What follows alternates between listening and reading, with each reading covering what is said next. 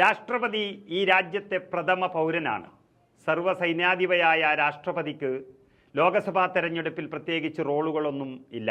ഭൂരിപക്ഷം നേടുന്ന മുന്നണിയിലെ നേതാവിനെ പ്രധാനമന്ത്രിയായി തെരഞ്ഞെടുക്കുമ്പോൾ സത്യവാചകം ചൊല്ലിക്കൊടുക്കുക എന്ന ഭരണഘടനാപരമായ ഉത്തരവാദിത്തമാണ് രാഷ്ട്രപതിക്കുള്ളത്.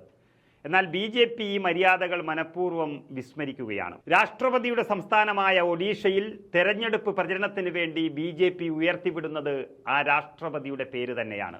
ആദിവാസി വിഭാഗത്തിൽ നിന്നുള്ള ഒരാളെ തങ്ങൾ രാഷ്ട്രപതിയാക്കിയെന്നും അതുകൊണ്ട് ഒഡീഷക്കാർ ബി.ജെ.പിക്ക് വോട്ട് ചെയ്യണമെന്നും എല്ലാം ബി.ജെ.പി. അടിച്ചുവിടുകയാണ്. പ്രത്യേകിച്ച് മയൂർഭഞ്ച് ലോക്സഭാ മണ്ഡലത്തിൽ ബി.ജെ.പി. അവരുടെ മുഖമായി അവതരിപ്പിക്കുന്നത് ദ്രൗപദി മുർമുവിനെയാണ്. ദ്രൗപദി മുർമുവിൻ്റെ ജന്മസ്ഥലമാണ് മയൂർഭഞ്ച്. ഇവിടെ തെരഞ്ഞെടുപ്പ് പ്രചരണത്തിനെത്തുന്ന പ്രധാനമന്ത്രി നരേന്ദ്രമോദിയും കേന്ദ്രമന്ത്രി അമിത്ഷായും മുതൽ ബി.ജെ.പിയുടെ പ്രാദേശിക നേതാക്കൾ വരെ ആവർത്തിച്ചു പറയുന്നൊരു പ്രസ്താവനയുണ്ട്. ഒഡീഷയുടെ മകളെ ഞങ്ങൾ രാഷ്ട്രപതിയാക്കിയിരിക്കുന്നു.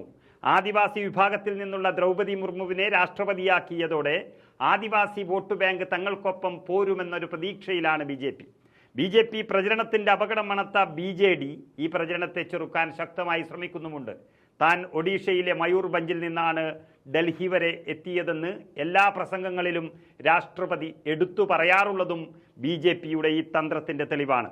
തൻ്റെ നാടിനെക്കുറിച്ചുള്ള ഓർമ്മകളും മുഖ്യധാരയിലേക്ക് കടന്നു വരാൻ താൻ നടത്തിയ ശ്രമങ്ങളുമെല്ലാം മുർമു സ്ഥിരമായി പ്രസംഗങ്ങളിൽ പ്രയോഗിക്കാറുമുണ്ട്.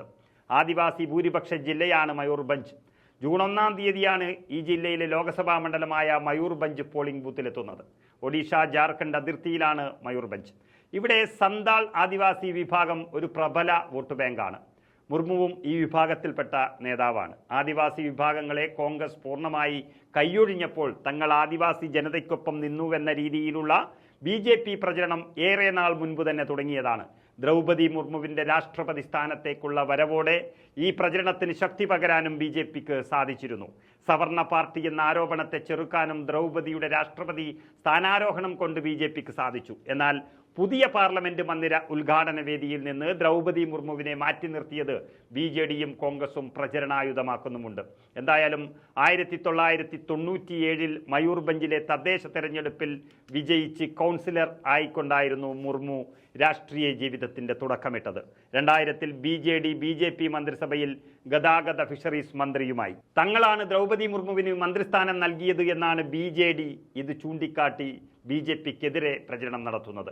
പട്ടികവർഗ സംവരണ മണ്ഡലമായ മയൂർഭഞ്ച് സീറ്റിൽ 2 തവണ മാത്രമാണ് ബി.ജെ.പിക്ക് വിജയിക്കാൻ സാധിച്ചത്. 98 സാൽഖൻ മുർമുവാണ് ബി.ജെ.പിക്ക് വേണ്ടി ആദ്യം ജയിച്ചത്. 2019 വിജയിച്ച വിശ്വേശ്വർ ഡുഡുവിനെ ബി.ജെ.പി. കേന്ദ്ര പട്ടികവർഗ വികസന സഹമന്ത്രിയാക്കുകയും ചെയ്തിരുന്നു. 80 മുതൽ 96 വരെ കോൺഗ്രസിൻ്റെ കയ്യിലായിരുന്ന മണ്ഡലം പക്ഷെ പിന്നീട് കോൺഗ്രസിനെ തുണച്ചിട്ടില്ല എന്നതാണ് വസ്തുത. 2004-2009 തെരഞ്ഞെടുപ്പുകളിൽ ബിജു ജനതാദളാണ് ഇവിടെ വിജയിച്ചത്. ഇത്തവണ ബി.ജെ.ഡി. ഉയർത്തുന്ന വെല്ലുവിളിയെ മറികടക്കാൻ രാഷ്ട്രപതിയെ കൂട്ടുപിടിച്ച് ബി.ജെ.പി. നിലപാടും ചോദ്യം ചെയ്യപ്പെടുകയാണ്.